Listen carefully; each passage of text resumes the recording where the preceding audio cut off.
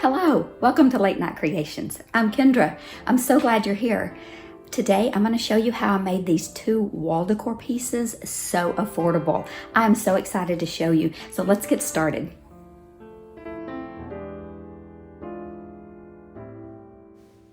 Okay, first of all, I picked up the 16 by 20 canvases at Hobby Lobby.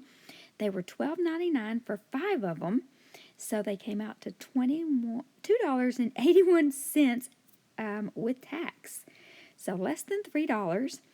And so I'm going to take them apart just like you've seen lots of DIYers do with the Dollar Tree frames. Except this one was a little bit different. You'll see when I get it open.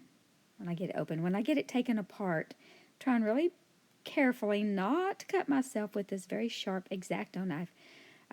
But it comes apart fairly easy. But this is very soft wood, so I'm being careful not to harm the wood or damage the wood because I'm going to use this frame. I'm pulling these staples. These staples are in here good, y'all. So I've had to get my pliers out, and I had to get my little what is that thing? Screwdriver. And I'm going to do this on all 4 sides, and then I left it on there, and I'm going to use my pencil and trace around it so I know where to cut.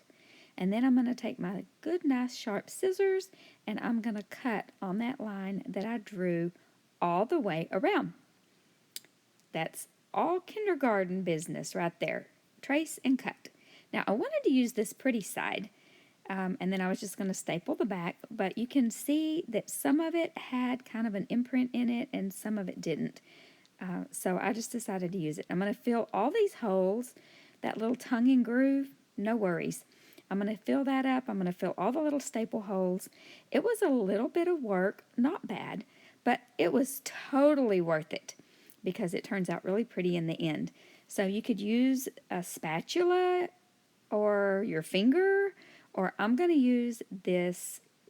I used to use this in cake decorating, but it was an extra one I had, and so I brought it to the craft room, and you can see how easy this is. It is sped up to save time on the video, but it really was easy. Now I'm using that press and seal on that wood filler because I couldn't get it to squirt out very good on the little end that it's supposed to squirt out, because it's thick. So I just cut the end off and put that press and seal on. Now you see me here filling this big gap, and I just kept pressing that wood filler in, and it didn't really take that much, but I just kept pressing it in until it filled the gaps up.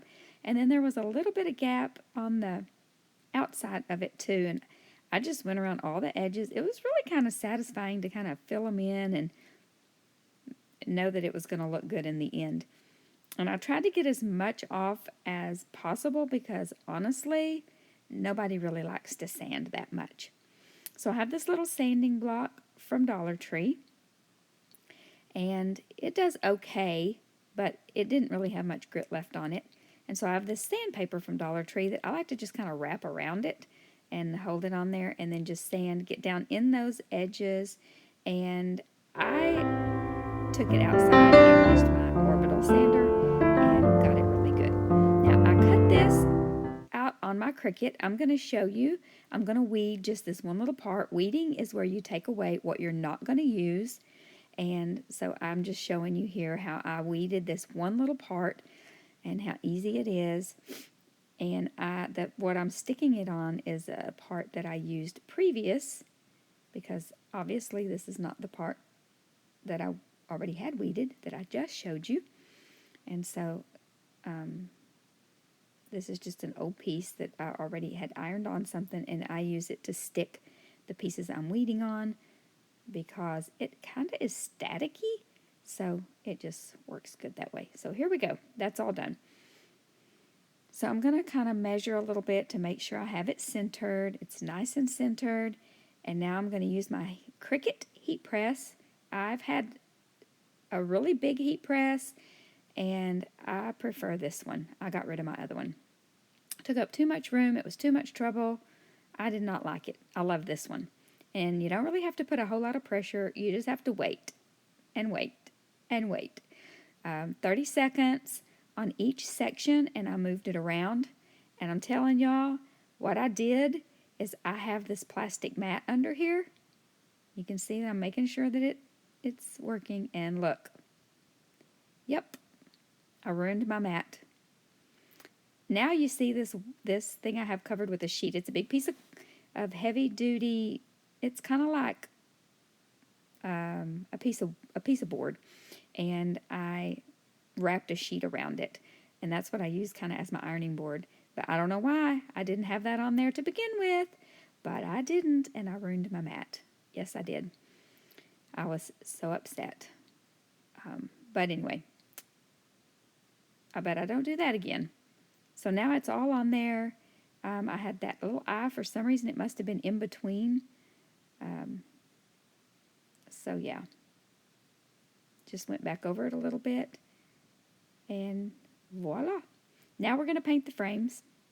I didn't show you all the ironing on of all the both pieces, so you'll get it. Now I mixed this color. I mixed those two colors I showed you, just a dark brown and a lighter cream color. You paint your frames whatever color you want when you make framed art, or stain it, or whatever you want to do. But this is what I decided I wanted to do with mine. So I'm going to paint all four sides, and I actually put a little bit of antique wax on top of that paint. I don't know why I didn't show you that, but I kind of almost dry brushed a little bit of it on there. Now I'm going to glue this down on a piece of cardboard that I measured to fit inside that frame. I'm going to hot glue on all four corners, and then I'm going to just use some stick school glue in the middle. Don't ask me why I did that. No rhyme or reason. It's just what I did. And it stuck down really good and really nicely. And I did the hot glue. I used that little spatula. No, what is that called? I don't know. Anyway, I used it to smooth that glue out so it wasn't lumpy. Then I flipped it over and realized that it had writing on the back. And I am giving this as a housewarming gift, so I can't be having that on the back. So I just took some of my brown packing paper and glued it down on the back, and no harm done. Perfect.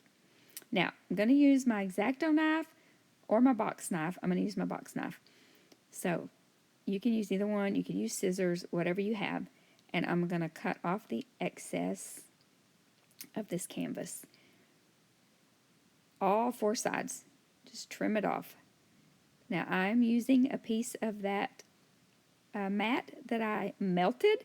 I cut the sides off because I knew I would be able to use it, because I am a hoarder and I just can't throw things away.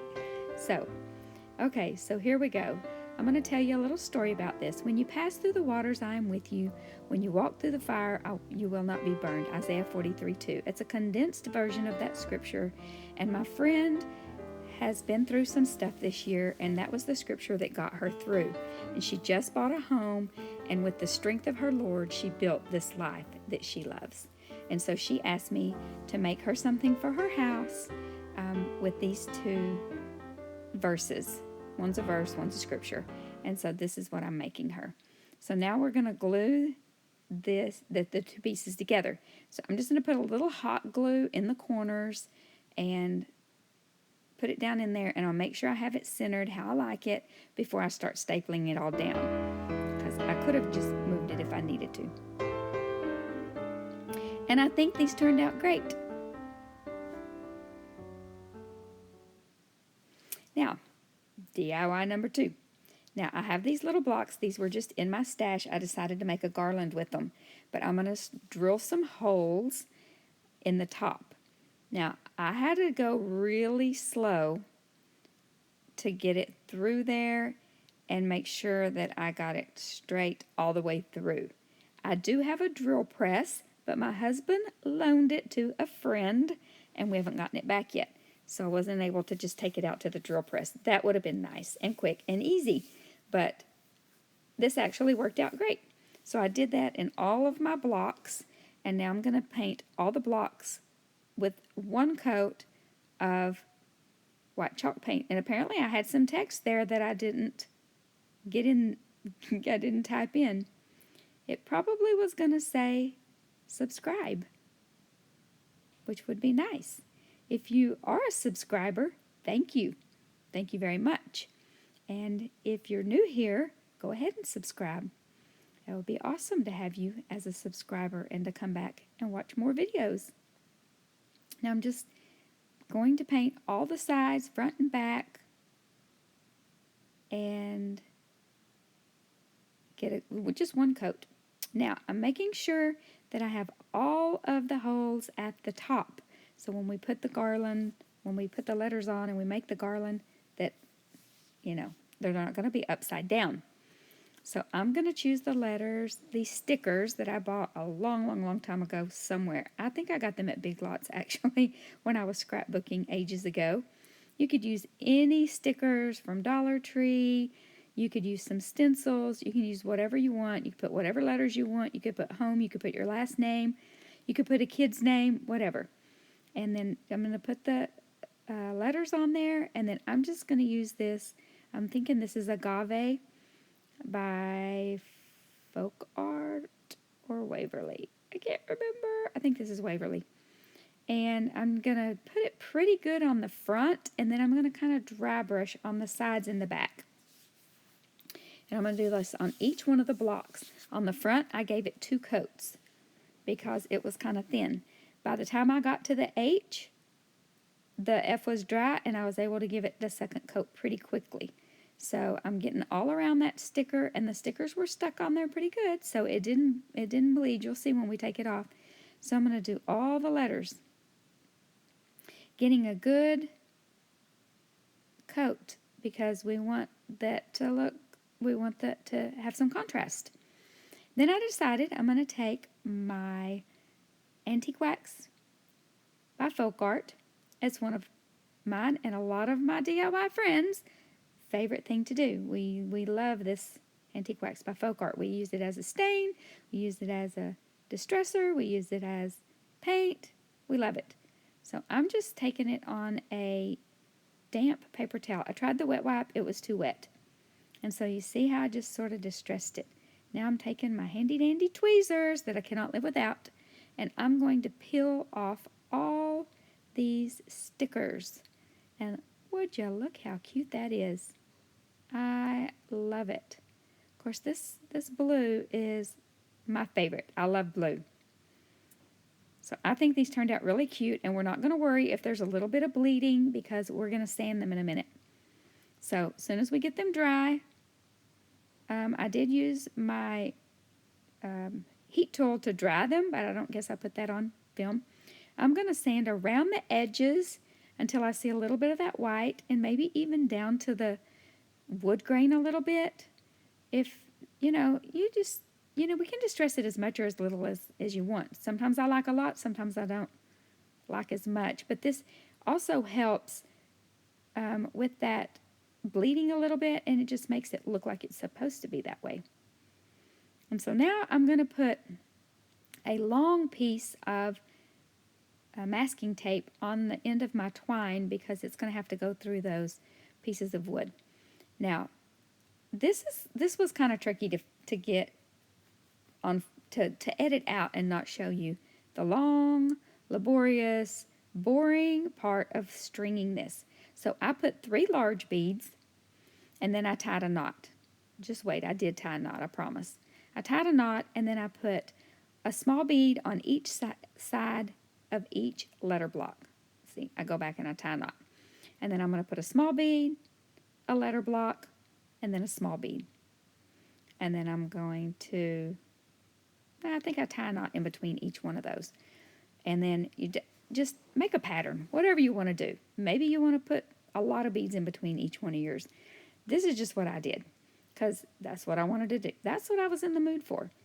And then I got to the end and it was like, oh my goodness, am I going to have enough twine? I thought I had plenty, but it got close. But I did have plenty to do what I wanted to do. So it worked out good. And then I'm going to just take that masking tape off. I'm going to tie a knot in the end, and I'm just going to fray the ends a little bit. And I think it turned out super duper cute. I absolutely love this. So this is going to my friend as well. this is going to be her housewarming gift from me. And she's a sweetheart, so I can't wait to give it to her. Let me know what you think about this garland.